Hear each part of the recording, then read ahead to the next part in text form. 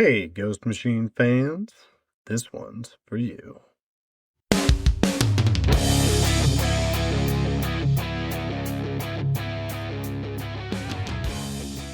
Welcome to the Ghost Machine Fans Podcast, episode 104.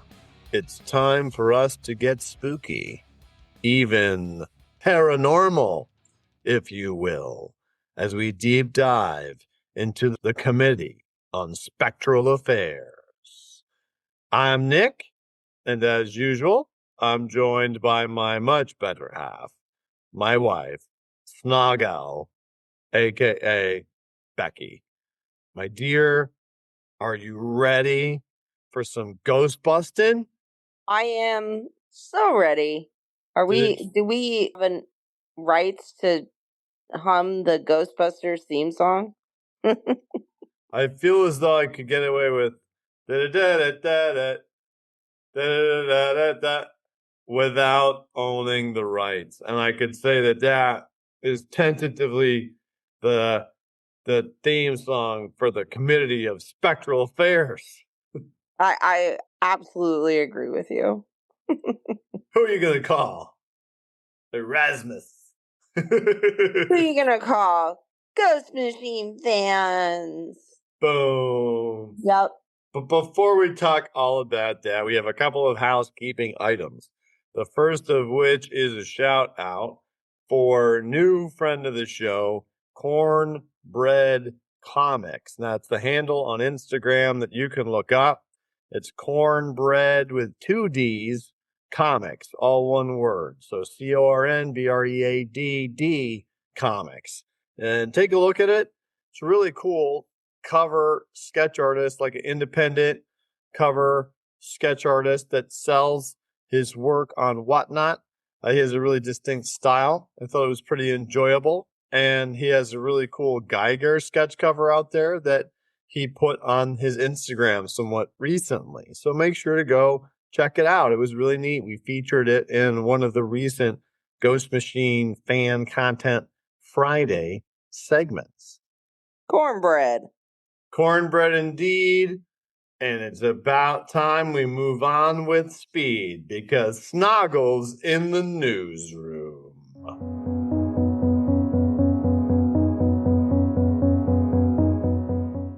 So today is Wednesday, April 22nd, which is the release date for the Sisterhood, a Hyde Street Story trade paperback. Talk about an amazing miniseries to reread all in one sitting. Today is also the last day to enter our giveaway for a copy of a Sisterhood #1 signed by Maytal Zahoot. Snoggle, did you happen to catch that little ditty that we did of me dressed as Mr. X-Ray to promote this giveaway? Of course I did. I feel like I should get at least producer credit. Because you tolerated me doing it in the garage? Tolerate is such a harsh word to use because I gave my opinion. Yes, Ghost Machine fans. So today being Wednesday, April 22nd, it is the last day that you can enter the giveaway for a signed copy of Sisterhood, a Hyde Street Story #1, autographed by Maytal Zahoot. And we did a little promo reel about that. And the most exciting part is that the reason that we're doing this, other than to celebrate the fact that the trade paperback just came out, it's because Maytal and Layla Lees, the artists on the book, are going to be joining us for a double creator interview a week from today.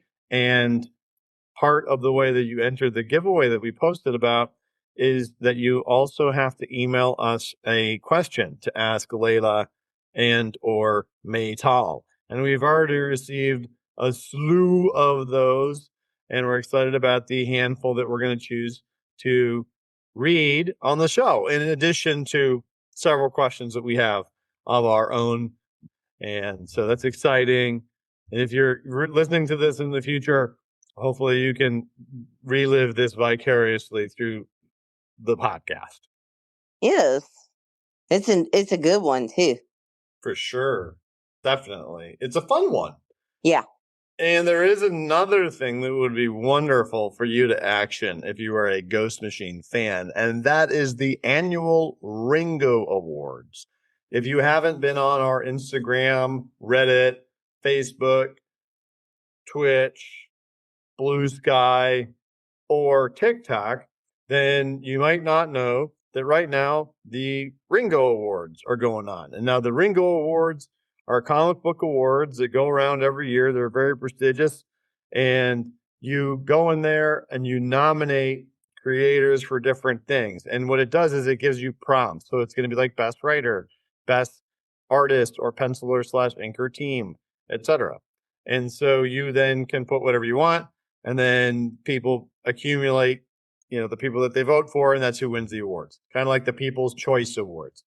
And so we put a post on all of our different social media things that let everybody know the categories that Ghost Machine would be applicable for, and also then put who all the different people. So like there's even it's fun. There's even like a favorite villain, favorite hero one, in addition to your usual artist, writer, colorist, letterer, etc. Everybody's on there, so you can see who would be good to vote for. But it's time to band together en masse, Ghost Machine fans, and win some Ringo awards, baby. Yes, we can. We can. And one last reminder, the Unbelievables is still coming, this crossover event. Remember, there's going to be a 0 issue for Hornsby and Halo, a 0 issue for the Rockefellers, then multiple issues of the $1 Trillion Kid in conjunction with the normal numbered issues of Rockefellers and Hornsby and Halo. So while the Unbelievables crossover is going on, it's 3 series crossing over. 2 are ongoing. 1 is $1 Trillion Kid, which is going to be limited as far as we know, but all part of that new exciting world that we saw on that United States map that was recently released. I am insanely excited. And speaking of insanely excited new things, we have something very special to talk about. And that makes this your official spoiler pause for the Committee on Spectral Affairs.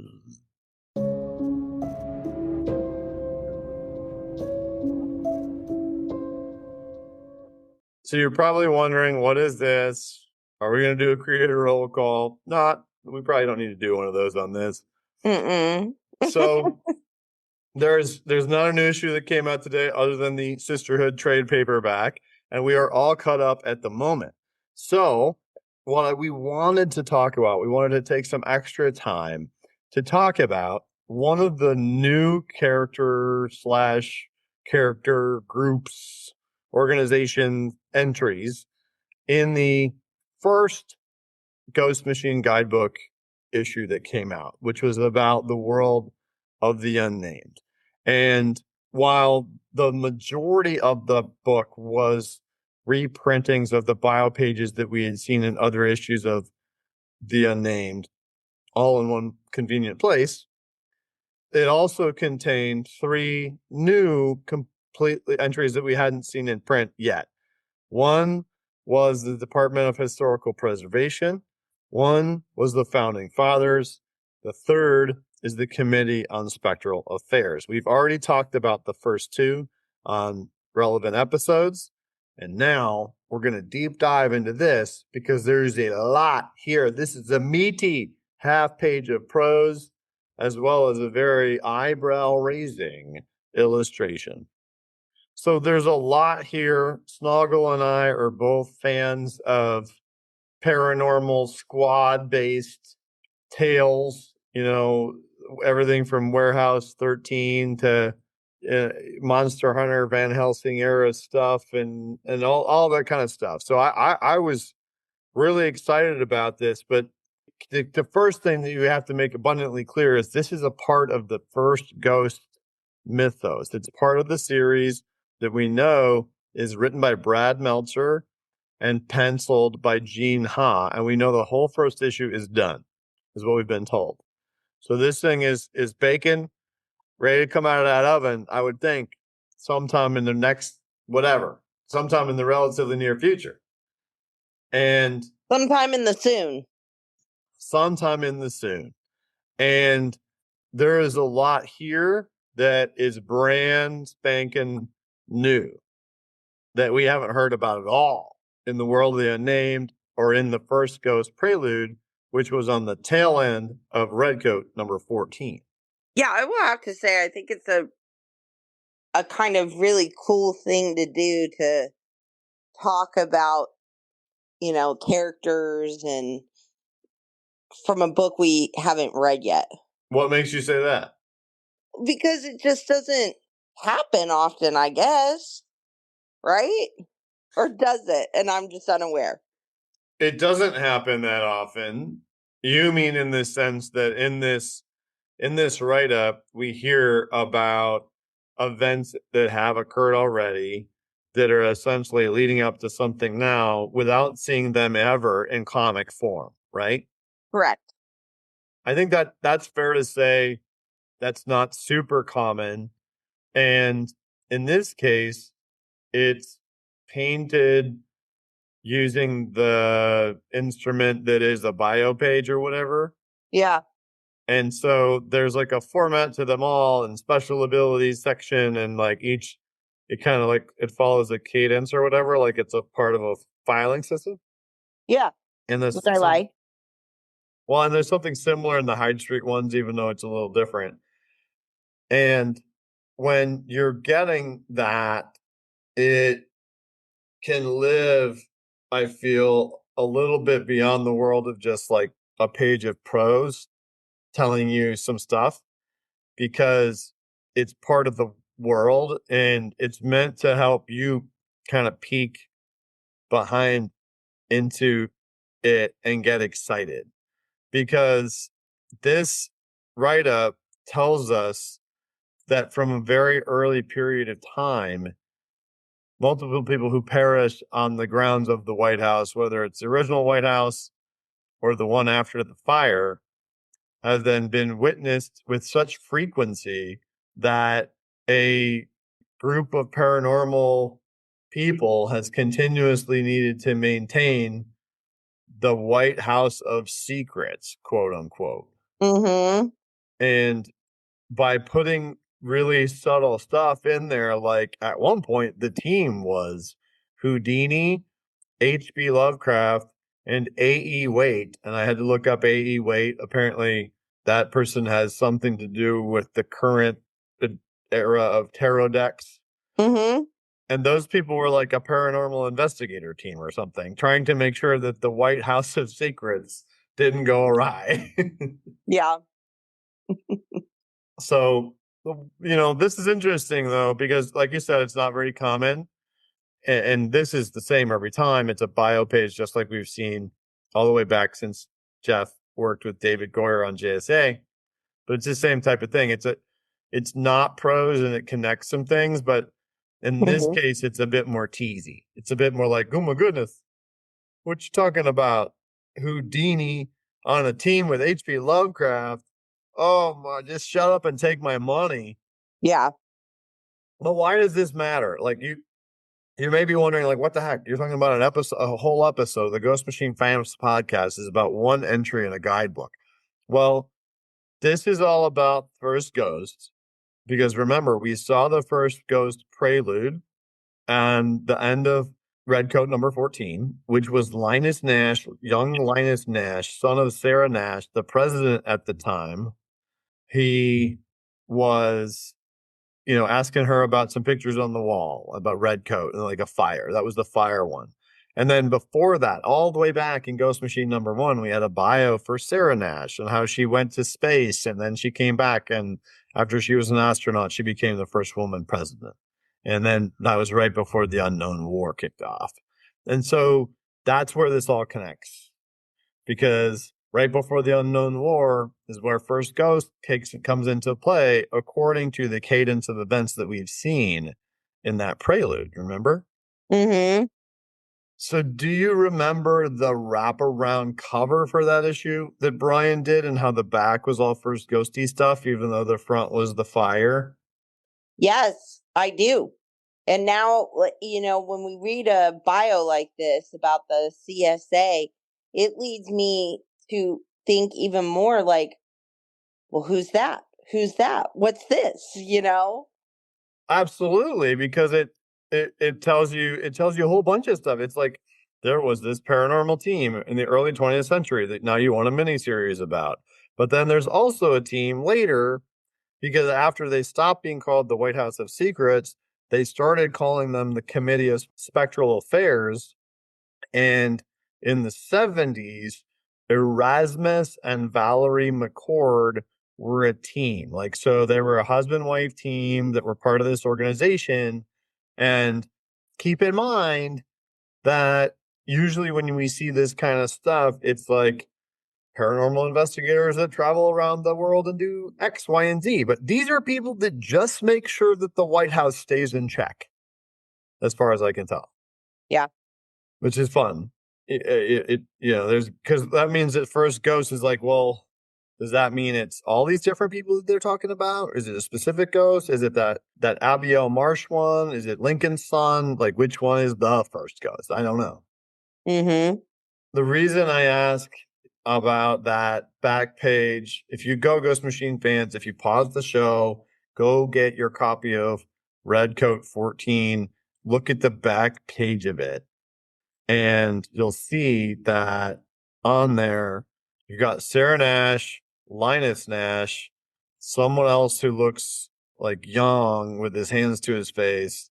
Then there's a couple other characters. There's like a glowy person, and then there's a bald guy with a beard, and then another guy to the left with some glasses on. But the bald guy with the beard looks a lot like the bald guy with the beard that's in the Committee for Spectral Affairs bio page. Did you recognize that? I absolutely agree with you. Yes. Did they say what his name is? They don't specifically say this Erasmus guy is this guy, but I think that's Erasmus. I think that's the Erasmus guy, and I think that may even be his wife on the left who goes missing. Mm-hmm. But I don't know. I mean, I have no reason to necessarily think that, but she goes missing, it says, and then ultimately, while reports of the committee's work continue to be shielded from the public, the CSA is believed to still be active inside the White House during the current administration of President Sarah Nash. And it does say in the bio that like the commander in chief does know about it. So it's not one of those like, don't tell the president about the aliens, but they're real type of things, Yeah. as far as I can tell. Now I'm just in my brain speculating. I just think, Like, is oh, the first ghost from the White House? And I also somehow feel like Sarah's son is friends with the ghost, like a Casper type situation. oh, Casper, that's more fun than Sixth Sense. So Yes, it is way more fun than Sixth Sense. I think you're right. And I think part of the reason is that we do know that Linus is essentially I don't know if he should be called the protagonist. I just know he's the main character because that's who Gene Ha drew for Jason Hershowitz like a year ago at a convention for this. But if you look closely at the panel that's on the bio page, Mm-hmm. on the right, there's a blonde woman and then like a young boy. So it looks like whoever the guy in the middle is and whoever the woman on the left is, it's happening in the current time or in the right before the unknown war time, not in the 70s, because that looks like Sarah and Linus on the right. So to me, that means that the woman in the panel is couldn't be his wife. She must be somebody working on his team now because that's more recent. Yeah, And he has one of those watches too. Do you think he has one of those watches from the who like a knows? time watch.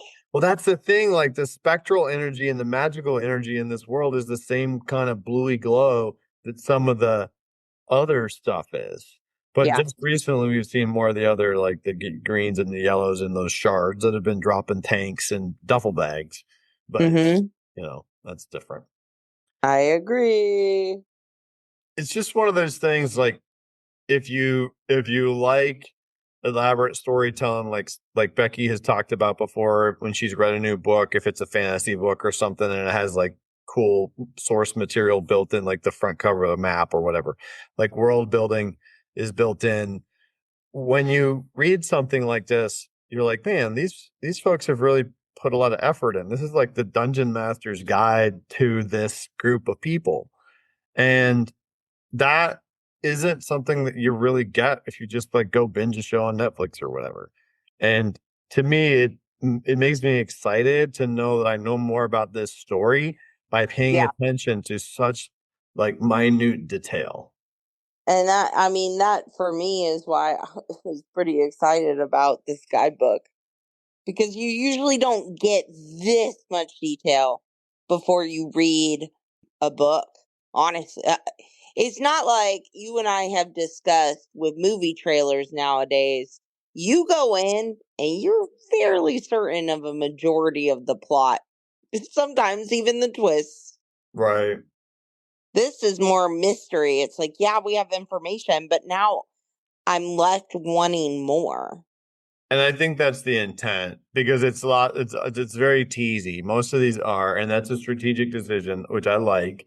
But I would also challenge anybody out there who's like, it's just a reprint, blah, blah, blah," to actually go through if you've read all of the Ghost Machine issues and you're really up to speed on the Unnamed and you're really into the different overlapping layers of the characters in the world and the timeline, I would challenge you to read through this guidebook and reread all of the bios that you've read over time as they came out with the issues, because I am very confident you will pick up on new details that you have not. I would agree with that.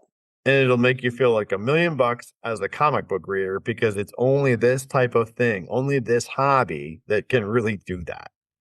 But speaking of people that love this hobby, before we wrap up this episode of the Ghost Machine Fans podcast, we have a fantastic mail. We do. We do. From a fantastic, I'm really loving this sign off card of Ricky Bobby. Triple B's. Turbo Bays. All right, you want me to read this one? Sure. Okay, so Ricky Bobby says to us Benedict Arnold is an obvious villain in the past. The future in the Unnamed doesn't really have a clear villain. Is that President Griffin and the custodian who we haven't seen in a while? Question. Well, one, yes, I think Benedict Arnold is an obvious villain, but I think that there's kind of like a larger picture at play there. He's just kind of the one that's being brought to light right now. That's the first thing I'll say. I was thinking about this when I was putting the Ringo Awards. I don't remember in the past them having favorite hero and favorite villain. I could be wrong about that. But I put together a post for those. And for favorite villain, I was like, man, there's not a lot of big everybody, a lot of people in the world of the Unnamed are kind of villains Yeah, and kind of heroes, which is why it's appealing, you know. agreed. But I was I tried to do a villain from each of the four universes minimum. Mm-hmm. So I picked Benedict, and that was easy, but the person that wrote in is right because that's just in the past. And in the past, Simon's probably gonna have a laundry list of villains, you know, Yeah. that he's interacted over time. He's got giant worms in the forest and stuff. So I think part of that whole post-apocalyptic thing is it brings out the worst in everybody. Mm-hmm. And I think that we've seen, well, the electrician was a villain, but he didn't last long.